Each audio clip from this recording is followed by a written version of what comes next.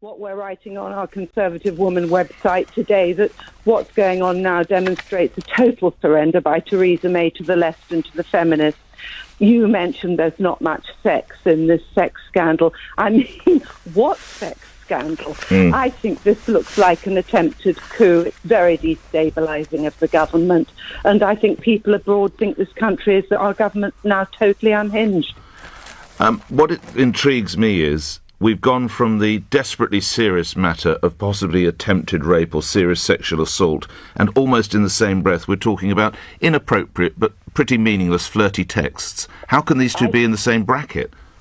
Well, they certainly shouldn't be, and I think you'd call this, it's sort of a bit like, people go on about cultural appropriation and appropriation of language, but by muddling these things up totally trivialises any serious allegation, which of course there is due process. It must go to the police. Any brave and responsible woman takes a rape to the police, because only then can it be dealt with properly and evidence collected. So it is simply, every woman should be encouraged, if she has such an allegation to make, it must go to the police.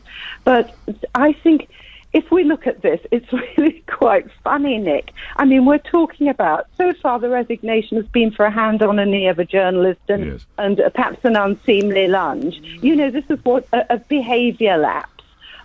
There is no evidence from the cases that have come up so far of systematic abuse or a climate of sexual intimidation. You didn't frankly have the balls to put country before party.